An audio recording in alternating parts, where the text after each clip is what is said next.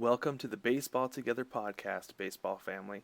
For those of you new to the show, we are here to raise money for the nonprofit organization called UP, whose mission is to give disadvantaged young ball players the equipment they need to play the game we all love.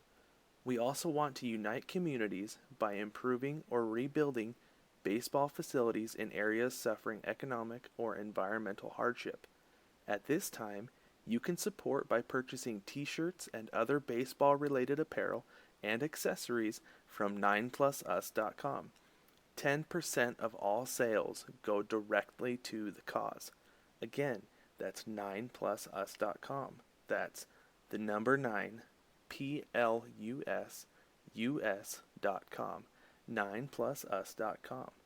We hope you enjoy this episode of the Baseball Together podcast, brought to you by 9plusus.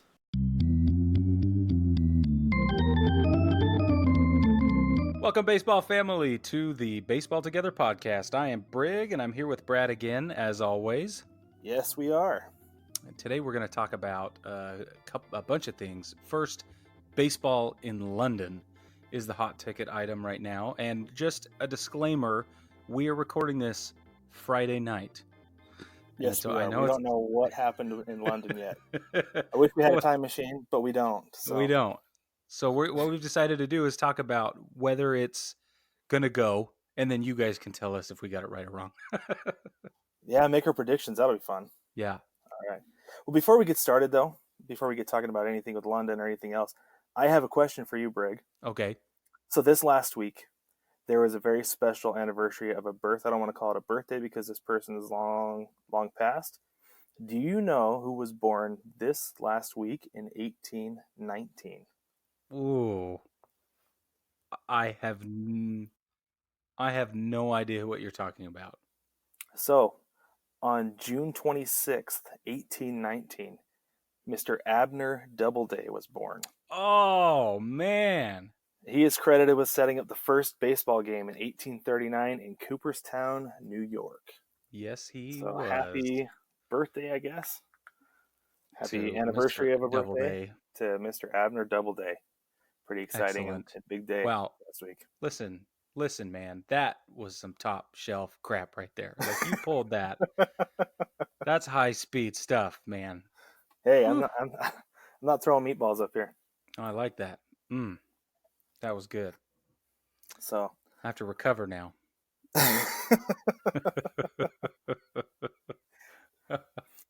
Well, let's talk a little bit about how far the game has come since 1839. Since the man was, 20 years old? That's pretty awesome.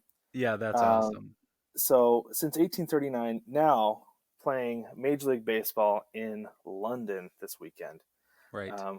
I think Major League Baseball is doing the right thing here, sending the Yankees and the Red Sox over there.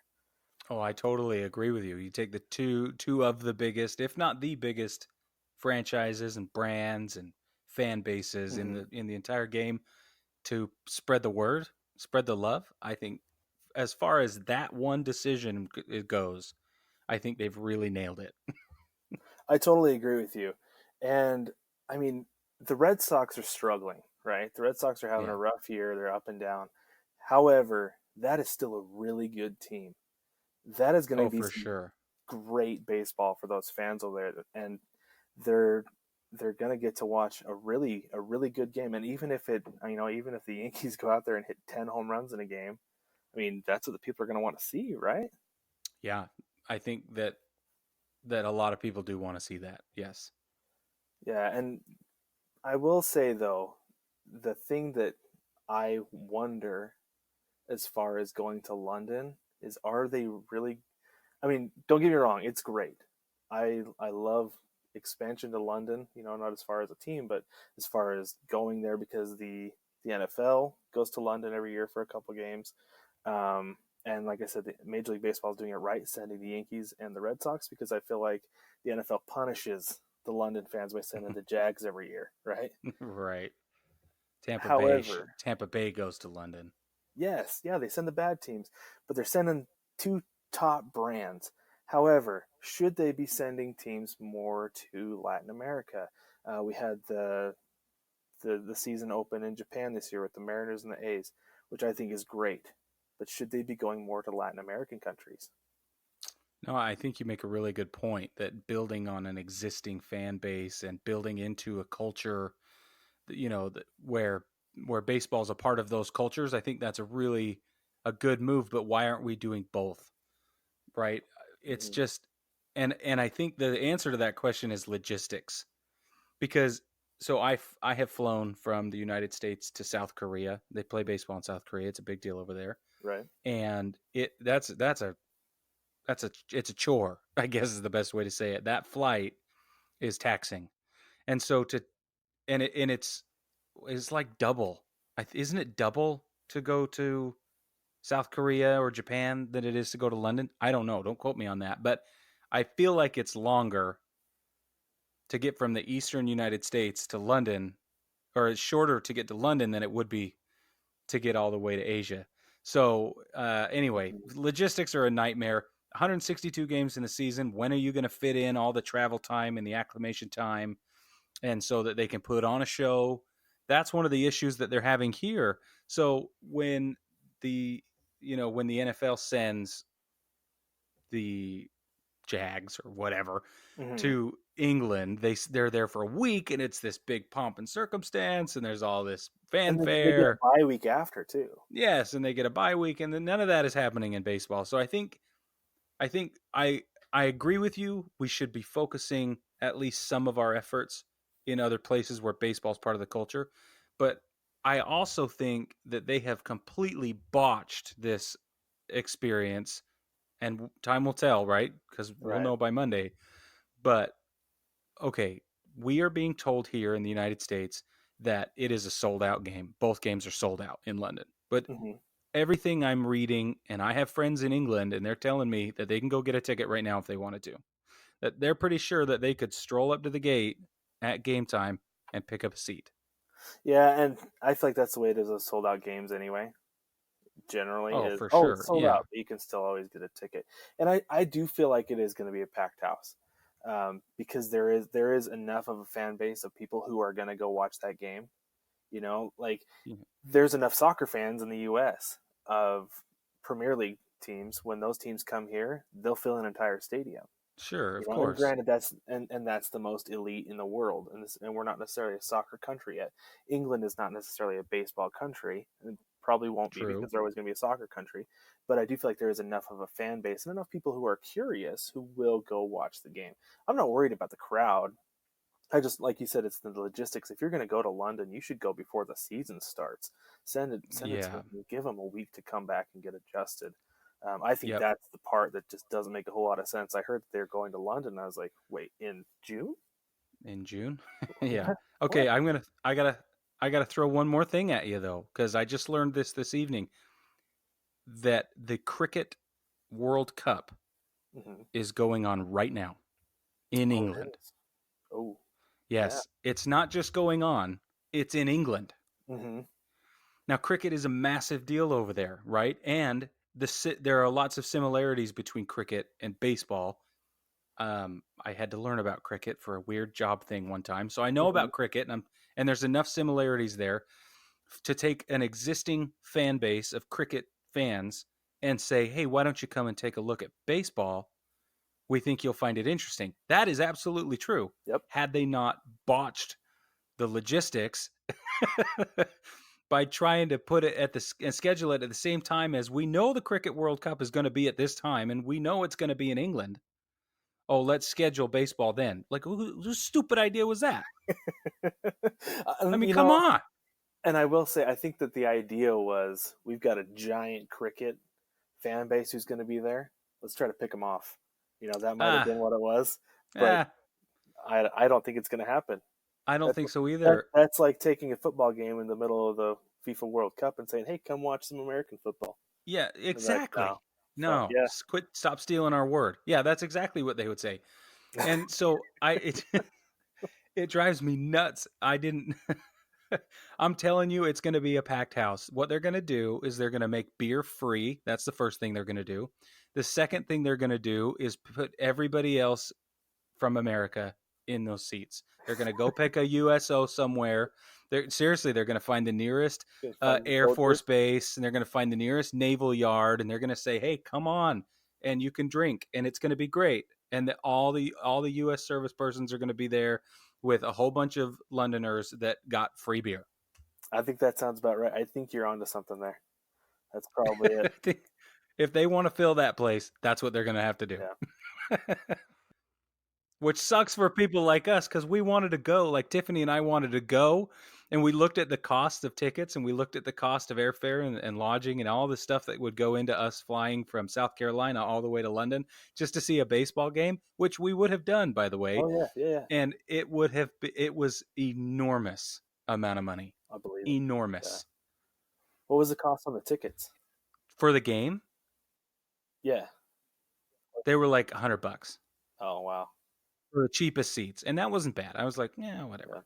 Like to be in London and have that experience. Yeah. Tiffany, my wife, lived in England, so it would have been like a double duty going over there. Yeah. So we'd have done it, but I'm just saying.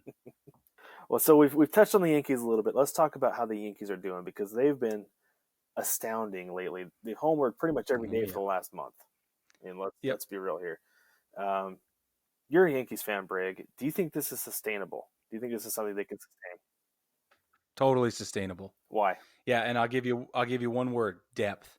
Yeah. It all comes down to depth. The only thing that will there are only two reasons we can't sustain this, and I say we lovingly.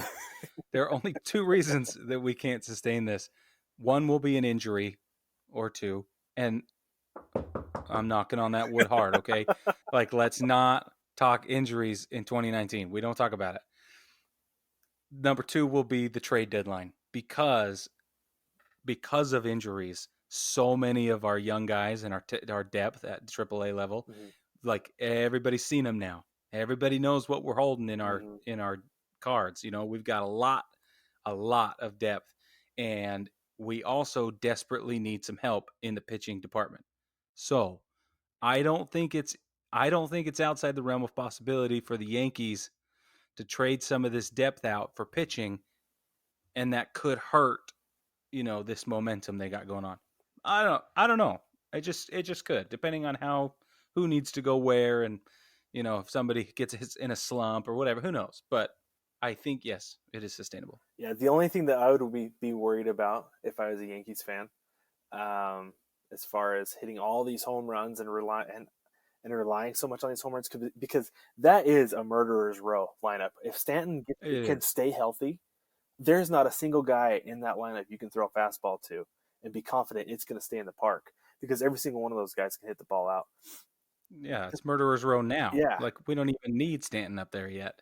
Don't need Stanton. What is this? What's this guy saying? What? We don't need... Hey, he has been injured for so long. He has been. And look, you said it yourself, we have hit home runs every day, basically, for the last month, and multi-game homers, and we win series after series after series. I'm telling you right now, it's not like we would love to have Stanton back. We do not need him at this point. It's true. I will say, you gotta hope for a series against a Southern team in the playoffs, though, because those bats literally cool down in October. Yeah, literally cool down, and those home runs are harder to come by. The ball gets cold, the bat gets cold, and the ball does not fly nearly as far. That would be my only concern. You said, is it sustainable? And yes, we're going to still keep hitting home runs. Does that mean that we can win the whole thing? Yes, but we got to keep playing small ball. Yeah. I will say this until I die. This is the sword I will fall on one day, is that the only way teams can win championships is playing fundamental small ball. You got to bunt. You got to steal bases. The goal is to get on base. You got to do it with a walk. Do it with a walk. You got to go with a b-hack and get it out into the middle of behind second base. Do that. I do not care. Yep. Home runs will not win you championships. That's why the Yankees fell apart the last two seasons. Yep. That's why the Red Sox won it last year. They didn't win it on home runs. No, that's exactly right. Yep. And that Houston and LA and everybody in the past, every single body. Yep. Small ball's where it's at. You got to be able to get on base. You got to have a guy like Brett Gardner who gets on base almost every single time. I know he's had a slump, but you got to have a guy who can who can drag a bunt, right? Like Kyle Schwarber's a perfect example. Yep. Kyle Schwarber can drag a bunt. He can put it down anywhere he wants in any situation against any pitcher, throwing anything. That's right. And that being said, I think the Yankees are going to win the World Series. I really do. Yeah, I hate to say it, but I I do think they're too. going to. Yeah, I think this is the I year. do too. It just depends on who they're going to play. And right now, is it going to be LA or is it going to be Atlanta? That's my opinion. That's what I think, but it could be Chicago. I think that would be mind blowing. My wife and I, like, our whole house would explode, and that she's a Cubs fan. Yeah. It'd be awesome. I really do think though that they're going to the Fall Classic. Yep, I think so too. Speaking of classics, let's talk about the Midsummer Classic. Got the All-Star Game coming up, and the rosters, the starters have been announced. So isn't it exciting? It is exciting. Your beloved Gary Sanchez starting at catcher, Carlos Santana from the Indians at first base, DJ LeMahieu at second base, Alex Bregman at third, Jorge Polanco at shortstop, Mike Trout, the guy leading the league in neck size, in the outfield with George Springer and Michael Brantley, and then Hunter Pence at DH for the American League. And then National League, we have Wilson Contreras. That guy's awesome. Freddie Freeman, He's awesome. Ketel Marte. I can never say that guy's name. I never know if it's Beetle or Ketel Marte. He's a former Mariner. I think that guy's awesome. I think he deserves to be in the All-Star game. Nolan Arenado, Javier Baez, El Mago, Christian Yelich, Cody Bellinger, and Ronald Acuna Jr. round out the National League. Is there anybody missing from that list? Yes. Who do you think is missing from those starters? Luke Voigt. Luke Voigt. Well, you're gonna say that. I mean, I'm not just saying it because I'm a Yankees fan. The guy is literally amazing. He's amazing. He has sustained this weirdly weird productivity thing at the plate since like September of last year. It's true. He's been fantastic. He just doesn't cool down. There it is again. We might need to get baseball people we're superstitious.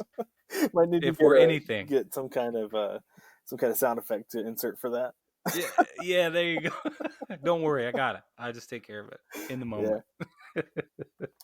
No, I really think that's a solid lineup, though. I mean, Santana's been great, and Voigt's gonna make the reserves. He's gonna be in the All-Star game. Yeah, he's already in the reserves. It's already a done deal. Everything's fine. Yeah, and I feel like at this point,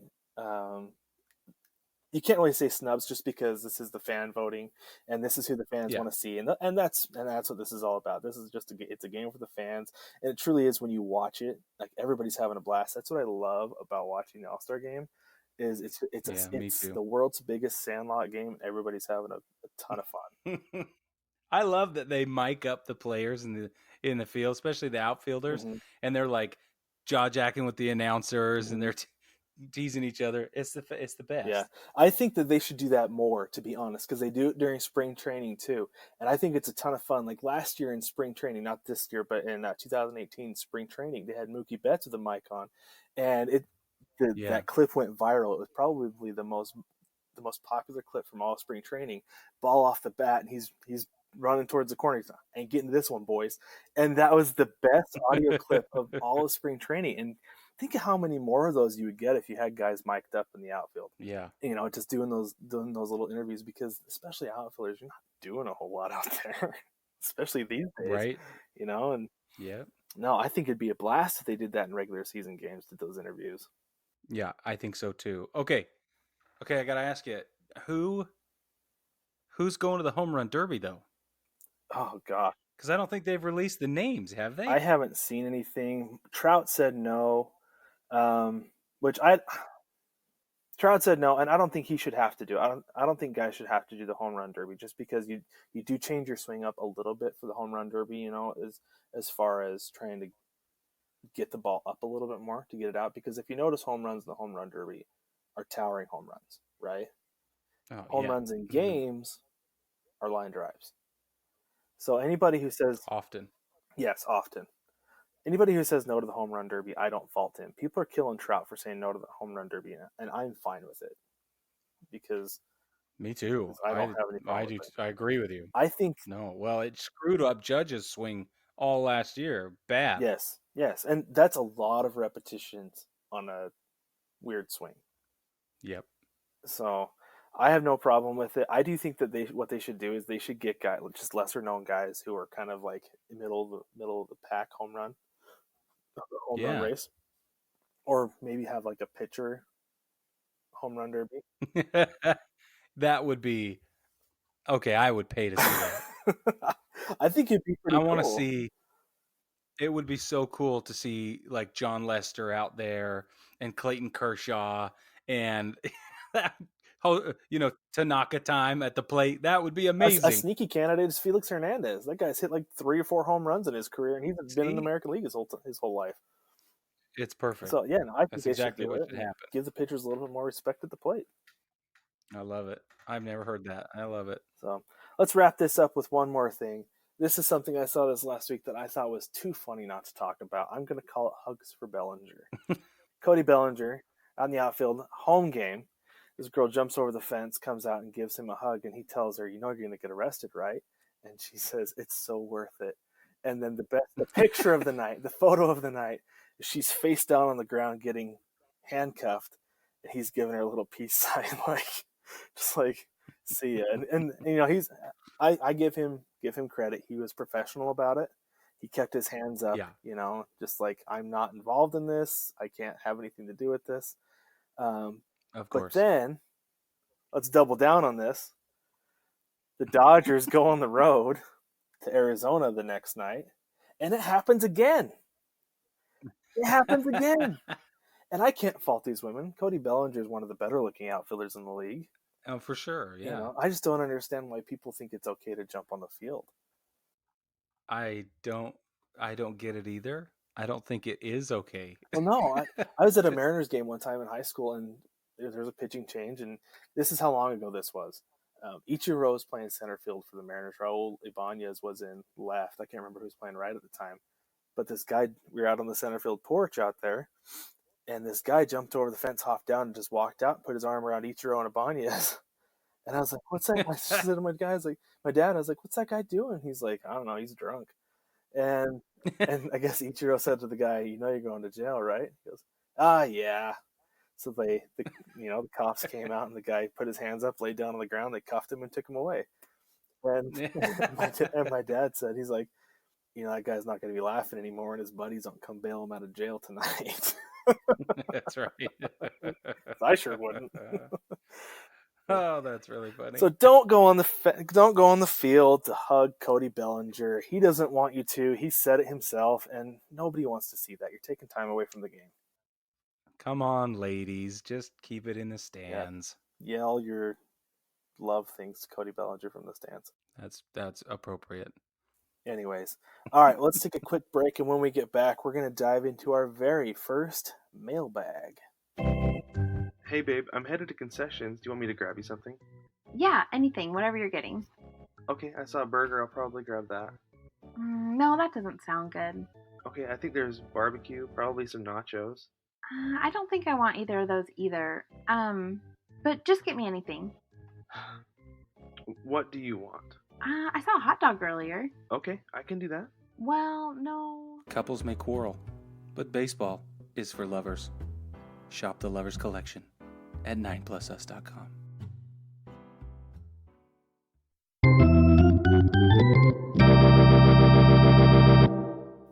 Welcome back, baseball family. Today we are introducing a new segment to our show. It's called the Mailbag. And what we have done is sourced questions from our 9plusus VIP private Facebook group. You're welcome to join. We'd love to see you there. Just go to the 9plusus page and search groups and then request to join, and we'll get you in among the baseball family. So that is what we're going to do, and we have a few questions today. Mail call! All right. Our first question comes from Joseph Franks. He asked, when was your first baseball memory that ultimately sparked your interest in the sport? Was it your first game with the family, playing t-ball in school, or trading cards? What do you think, Brad? So for me, I've said before, I pretty much started playing baseball when I could walk. I remember walking around with my little bat, and I know we had a pretty big backyard to my 4-year-old self, in the first house I lived in. So I got to play t-ball in the backyard there. I remember sitting in the living room with my dad, watching baseball games all the time. There's a picture of me and my dad laying on our backs on the floor with our heads on our hands, right? Like heads resting on our hands, and we both had our foot up on our knee, watching the game. Probably Yeah. watching like a Cubs game on WGN or something like that. I remember all of that when I was. I mean, like I said, I couldn't have been older than 4 because that's how old I was when we moved from that house. Um, just goes back all the way. I learned how to throw a two-seam fastball before I could write my name. All those memories just flood in from just that young age, and that's like my core of baseball. All of those things, and I love it. I can't help but just love the sport. They always say you never leave your first love, right? It's true. It's true, Yeah. and it truly is my first love. Me too. Yeah. What about you? What was the first thing that sparked your interest or love for baseball? You know, I've been thinking about this question a lot, and I don't know if I can pinpoint the moment, right? Like you have moments, and I have moments I remember, but my memories include love of baseball, right? They don't. I can't pick an origin. One of the things that I will tell you, though, I think is really funny, is that in elementary school, Pokemon was brand new. Oh yeah. And everybody was obsessed with Pokemon cards. And so I got savvy real quick and started buying Pokemon cards. Well, my mom bought them for me, Hmm. and I would take them to school and trade them for baseball cards. Oh, I did. hustling. I was hustling for yeah. No, I seriously seriously. So dude's like, "You got a Charizard?" I'm like, "Yeah, man. Can I have that Mark McGuire rookie card?" And he's like, "Hell yes!" And he handed it over. And I was like, "This is the best, right?" And I distinctly remember that. I remember, one of my very first memories, and this is not my earliest memory because I had to be taught how to throw a ball. I just can't put my hands on that memory. But my my one of my best friends growing up, his name's Austin James, and he and I lived a couple of houses down from each other, and we would turn double plays in his backyard, and all day long we just practice, that little hop move, and Hmm. then the transfer from the glove, and we would do that back and forth for hours, just trying to go faster and faster and faster and get our timing down. And we put out little pieces of paper 90 feet apart and everything. Like we Hmm. it was awesome. And so, Yeah. to Joseph's question, like, Joe, I don't know what my first memory was, but I can tell you that I have really dear and cherished memories of all of these things. Watching games with my dad. My dad's a very vocal person, especially when it comes to things he's passionate about. So when it comes to baseball, he's a very vocal fan. And he, like me, now having learned from the best, scream at the TV, right? What are you doing? And oh my gosh, he was safe. And my dad can still see the picture frames rattling on the walls when my dad would stand up out of his leather lazy boy, and he would go, "Are you freaking kidding me? That was safe. He was safe. What are you can't even." And we're watching the Cubs or the Red Sox or the Yankees or whoever, and my dad thinks that he's for sure going to make a difference, yelling at the umpire through the television screen. And I'm the same way now. So I have really fond memories all the way back. I just can't put my finger on the very first one. Maybe I'm just dyed in the wool. Maybe that's what it is. Maybe I came out this way. I don't know. All right. Next question. We're gonna do another question here. It came from Jason D'Agostino. He's one of our resident Philly fans.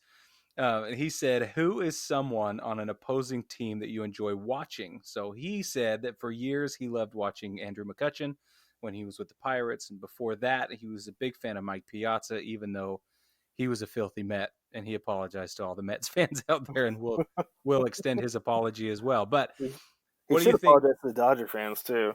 But whatever. What do you think, Brad? Who are some guys on opposing teams that you think are just fun to watch? Well, I've said it before. I mean, I love watching guys who play for the Angels, and I think part of it is because, um, I don't have like cable. I have MLB TV, right? So I Yeah. stream all the games that I watch. And unfortunately, I'm just far enough inside the Seattle Mariners Market. market. Yeah, Mm-hmm. I'm gonna spoil the illusion here a little bit. I don't live by Brig. I live in Western Idaho. There goes the theater of the mind. There Anyway, you go. so I don't get to watch my Mariners. So since my wife's an Angels fan and those games are on at night after kids go to bed, I turn on an Angels game and I watch a lot of the Angels. I'm a big Mike Trout fan. I'm a big Ohtani fan. I love Yeah. those guys. I love watching them. Unless they're playing the Mariners, then A, I don't get to watch them, and B, I don't like them because they kill Seattle pitching. And So right. yeah, no, those are the two guys that I really enjoy watching a whole lot. Okay, I'm gonna spin this question. I'll answer the question for or in a minute, but I'm gonna spin it on you really quick. Okay. And who do you have a team you hate that's got a guy on it that you just think is awesome? Oh, that I hate? Yeah, you got a Yeah. team you hate but one of their players you just got to tip your hat. Yeah, I'm going to offend a lot of people with this, Oh my gosh. including your wife. Oh my gosh. I cannot stand the Cubs. No. And a lot of it comes from that World Series run. I just feel like there are so many Cubs fans who are so obnoxious that I was just like, I hope they lose. What? And I've kept that with me. Brad. I How could but I know, I'm so sorry. But I love How could watching we still Javier be Baez. friends, Brad? I love watching Javi Baez. I love that guy. Oh yeah. And like I said in episode 3, I love watching that guy tag guys out of second base when they try to steal. And his swing has so much torque. It's like watching Trebuchet. Like if you watch that seriously, watch that guy's Yeah. swing. It's like a whip. I know. It's It is. incredible to watch that guy's bat. And I love watching him, but I cannot stand the Cubs. Oh my gosh. So, Did you hate the Cubs before 2016? no. It was that's it. So 108 years worth of anxiety and disappointment and all this stuff, and now suddenly like all of that enjoyment and all of that passion came bubbling out and finally, And I really think and it turned you because, off. I really think it's just because there were so many Cubs fans who were around me were just suddenly just got so cocky that I was just like, gosh, I hope you lose. Sorry, Kyle. Kyle was might have there. been I the was one. I'm there. sorry, Kyle. I was there. I can You know tell what I'm you talking who it about. was. Yes. It wasn't just man. him. It wasn't just him. No, There were no, other I Cubs know. fans. There were other Cubs fans around who Like just my I heard it wife. every day, and I'm just like, man, my Mariners stink, and now I've got to deal with this. Yeah, no, I wasn't digging it. But Oh my gosh. We need to take a break or something. I have to recover from this. So funny. yeah, Oh let's my take a gosh, break, and that's then we'll so come funny. back, and then you can answer that question. Spend a minute. All right, we'll be back with the rest of our mailbag.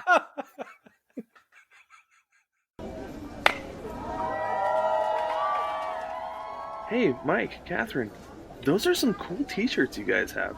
Thanks, man. Yeah, I got it from 9plusus.com. They have tons of great baseball designs. Yeah, I wear my 9plusus clothing all the time. My favorite gym tank says diamonds are everyone's best friend. And my go-to shirt for barbecue says a hot dog at the ballpark is better than steak at the Ritz. Wow, I love that. Right? Isn't that so cool? Yeah, I also got this snapback from 9plusus. They're really the greatest stuff. Well, I'm going to have to do some shopping after this batter. What was that site again? So yeah, it's 9plusus.com. So the number 9, right? 9 players on the field plus us. So 9, the number 9, PLUSUS.com. Shop 9plusus.com. Apparel for game day and every day.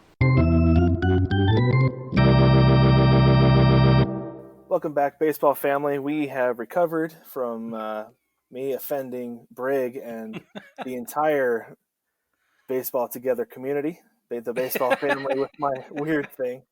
We're going to continue with the mailbag now. We're going to actually get to Brig with his answer to that question. So who is somebody you enjoy watching on an opposing team? Let's do that, and then we have another that we're going to have to spin that question for him again as well. Okay. Honestly, I have loved watching Dustin Pedroia for years. Oh, yeah, the laser show, yeah. Dude is absolutely amazing. I remember when he first came up, and everybody looked at him like, "Who's this little dude?" Right? Because I mean, compared to a lot of his teammates, he's terribly small. Mm-hmm. But man, Or that his dude, bat looks like it's the same height as he is. yeah, and that dude packs a friggin' punch, man. And it's Yeah. from the minute he come up all the way, right? He swings with everything he has, and Mm-hmm. not even talking about his defense, which is absolutely amazing, but he's one of my dad's very favorite players of all time, Red Sox or otherwise, even though he's a Red Sox fan. But specifically because that guy goes hard every time. It doesn't matter what the scenario is. It doesn't matter who he's facing. And I love seeing a guy who takes big boy swing from his toes. I love it. Oh, for sure. So funny way I was introduced to him. So in 2007, I got a PlayStation 2. My brother-in-law bought it for me for my birthday, and he got me MLB The Show. Yeah. Right. I was introduced to him because I did the creative player, and I was playing. My player was batting behind him in the batting order on the Nice. game for the Pawtucket Red Sox, AAA. Yeah. That's how I was introduced to Dustin Pedroia. That's awesome. I thought that was pretty rad. And I was like, oh, this guy, yeah, I know who he is. So That's way cool. No, I've enjoyed him for a long time too. So he came on a rehab assignment earlier this season down here to Single A Greenville, Class A Greenville. Oh yeah. And I'm telling you what, you could not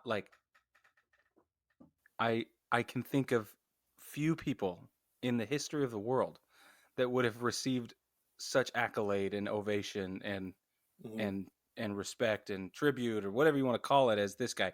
Like if it had been a sitting president, any sitting president, it would not have been more warmly received. If it was like it would have had to be Nomar Garcia Parra, right? Yeah. Or Poppy, right? It would have had to be somebody. Teddy Williams could have come, and he would have been received as warmly as Dustin Pedroia was here. If walked on the field for warm-ups, everybody's on their feet clapping. So that dude has a fan base that runs real deep, it's real strong, and I just friggin' love him. That's awesome. So let's spin this a little bit for you. Who is a player who you hate? Oh, that's easy. Rafael Devers. Devers. Okay, Yeah. Explain yourself. It's the stupidest reason ever. I'm excited. When that dude, first of all, when he chews his gum, okay, he looks like, I don't know how to say that. Is it like Steph Curry? Is it like Steph Curry chewing on his mouth guard? Oh man, it's so much worse than that. It's like Michael Jordan chewing his gum. Okay, right? You remember that with the jaw paint moving? the picture. Yep. Okay, that on top of his Cabbage Patch face bugs the crap out of me. The dude looks like a grown ass Cabbage Patch doll, and it bugs me. And every time he comes to the TV, I have to look away. I'm like stupid face, and I turn away. I don't know why. I hope I don't offend somebody terribly, but all the Red Sox fans just turned off. It has everything to do with the eye black on his Cabbage Patch face, and I just can't do it. Can't do it. I hate that guy. So we lost the Cub fans partway through, and now we lost all the Red Sox fans. I'm sorry. I'm sorry. I can't stand other guys too, but for different reasons.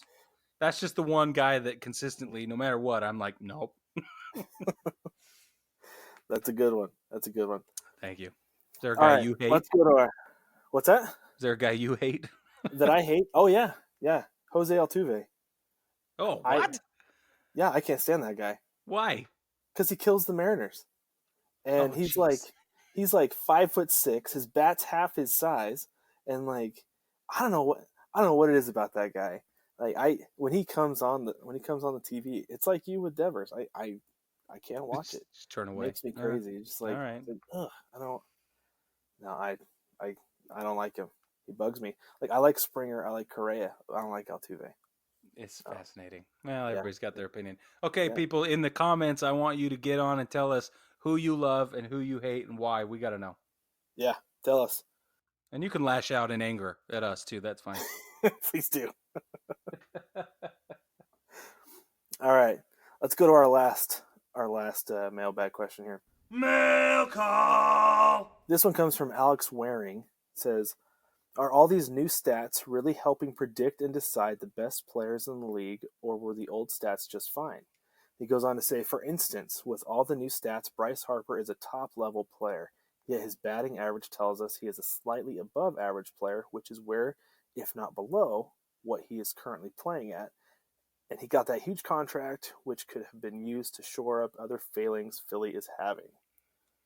So, Brig, what do you think about these new stats? Are they effective, or is it too much? What do you think? First of all, it's an excellent question. It's a great question. Yeah, I would say that some of them make a heap of sense, and some of them are super, super extraneous. Like they're dumb. And I don't mind that we're exploring different ways to look at statistics, and it doesn't bother me that people want to get all excited about sabermetrics and Statcast and all that stuff. That's fine, but as long as we know collectively, in my opinion anyway, it needs to be an exploratory approach to analytics. I don't want us just jumping on the next statistic and piece of analysis that's shiny and new. I want us to play with some, keep what works, and bag what doesn't. So, for instance, I think OPS makes a lot of sense, right? Not that necessarily OPS is a perfect statistic, but that it gives us a really complete picture of that guy's offensive capabilities. I like that, right? Yeah. I like that. I don't think it necessarily should replace a batting average, because I think your batting average tells a different piece of the story. Yes. OPS tells a different piece of the story. It just happens to include batting average, right? So, but let's take, for instance, wins and losses for pitchers. We have got to come up with a new way to judge pitchers that is not based on what the rest of the team is doing. Exactly. I totally agree with you on that. And as far as batting average OPS, I agree with you on that, because Bryce Harper right now is batting somewhere around 200, I think, last time I saw. And he is he's considered one of the top hitters in the league, right? I mean, I understand this year he's having a down year. He's not playing very well, but he's drawing a lot of walks. So his on-base percentage is pretty solid as far as that goes.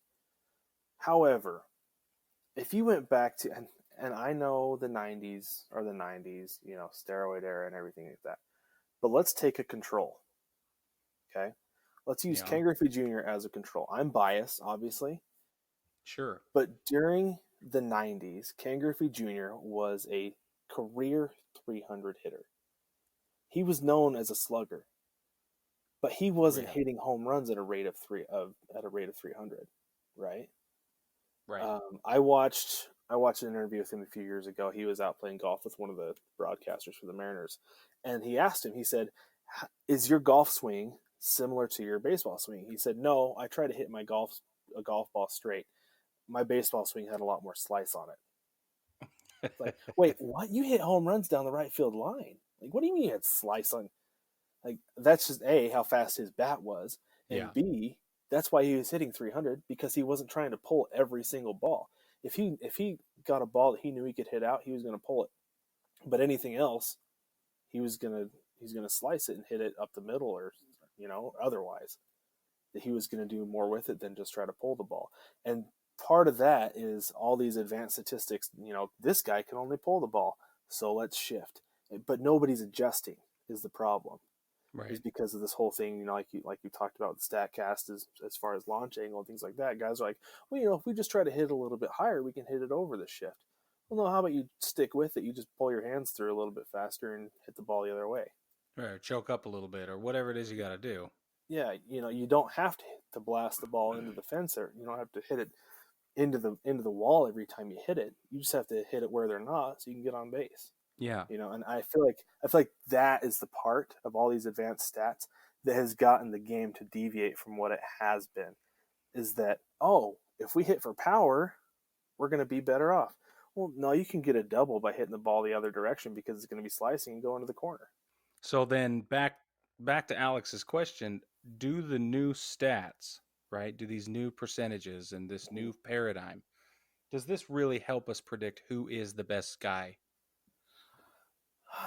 It's I think it's tough just because we are looking at different things, right?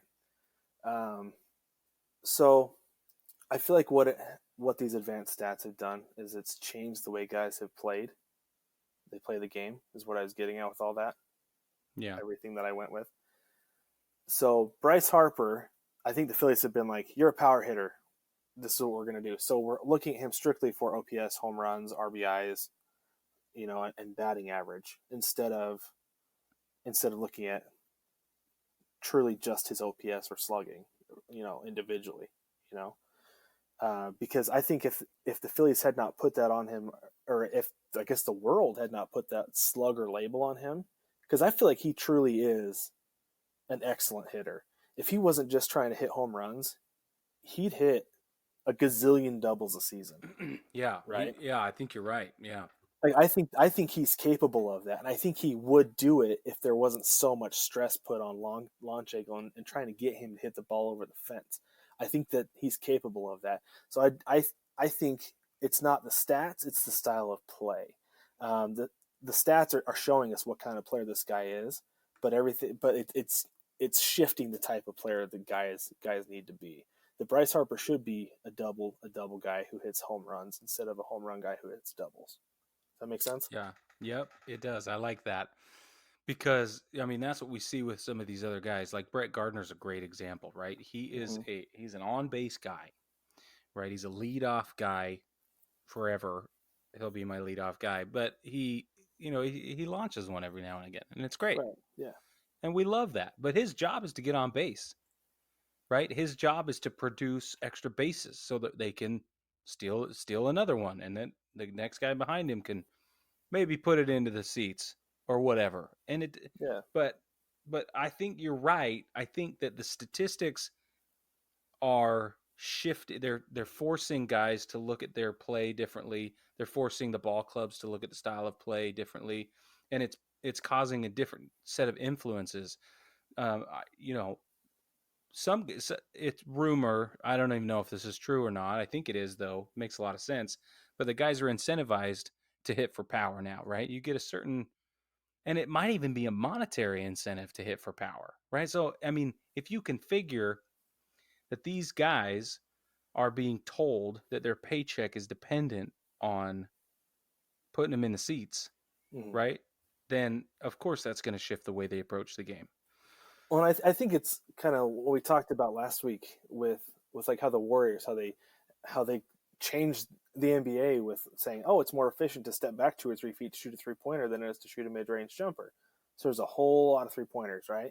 Yeah. And so in Major League Baseball, it's more efficient to try to swing for the fence instead of to try to swing for the gap. Right. Because instead of just getting on first base and trying to have somebody bat you around, you're hitting the ball over the fence and you're coming all the way around, And back to the Bryce Harper thing, he is a tremendous weapon on the base paths. There's nothing wrong with him getting a single, and then he's still second, and then he scores from second on a single by the next guy. Absolutely. Yeah. And I think that there are guys who have power and have that speed capability. I feel like Bellinger's another one. Otani's another guy who if they kind of leveled that swing out a little bit. I mean, I don't want to tell Bellinger not to swing for the fence because he's hitting a grip of home runs this season. But if they leveled that out and aim for the gaps a little bit more, I think that their batting average would skyrocket. Again, telling Bellinger, a guy who was hitting 400 for a month and a half this season, he might have been hitting 500 if he'd done that. Hitting balls in the gap, doubles. But getting a chance to string some together, because I've always called home runs rally killers. Yeah. Because you string together a few hits and then you get a guy who hits a home run. Now you get to start all over again. Yeah, that's really a good point. I don't really know how these statistics are, like, to Alex's question, is it really helping us determine who the best guy in the league is? Because how many of us went to vote in this All-Star ballot and we went, oh, who has the best OPS? Who's the highest OPS? Right. Because that, I'm sure, happened. right? Yes. And the roster is reflective of that. Mm-hmm. So I don't know. And for me, it's what I see. I mean, I don't like to go off of stats. Like if I see a guy who I feel like plays really well, that's who I would vote for. I don't typically vote for All-Star games just because that's a whole nother thing. But um, I don't typically go off stats when I'm looking for the best player. For me, it's an eye test. You Me know, too. how complete is this guy? How many tools does he have? Is he a 4 or 5 tool player? That's kind of what I go off of anyway. But That's what I do. yeah, no, I think the stats do kind of skew it, just because you are looking at a guy with his OPS, and defense is so put on the back burner now. Yeah. You know that there is no real good stat to tell you how good a guy is defensively. That you Yep. do have to watch. You have to see what a guy can do. You know, you can see the stat cast and see that Aaron Judge threw 102-mile-an-hour ball from right field to home, which I think he did that last year, didn't he? Yeah, I did it a couple Yeah, days ago too. Yeah. yeah. You know, to see that the dude's got a cannon, but you can also see it and be like, "Wow, that was legit." Yeah, But it's fun to watch for sure. yeah, um, but since everybody's hitting home runs now, you know, you kind of look across the board at like you said, OPS and batting average, and I'm still a batting average guy. I Yeah, still me think too. there is something to be said with just getting on base.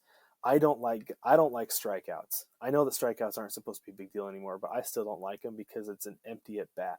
If you've got a runner on second and you're striking out, you did nothing to move that guy over. Yeah. So I think a strikeout is a complete waste of an at bat. There's nothing productive about it other than getting a pitcher to throw you maybe 6 or 7 pitches and to eat up his pitch count, which you know may have a little bit of an effect on the game later. But if that team has a good bullpen, you're not helping the team out at all. You Right. know, so Yeah. And so you know, that's a strategic decision you have to make. Like I love guys who'll sit there and force a pitcher to throw 10, 8, 9, 10, 11, 12 even. mm-hmm. I think that's amazing. Like that's in the past that's been one of the best ways to disrupt these starters.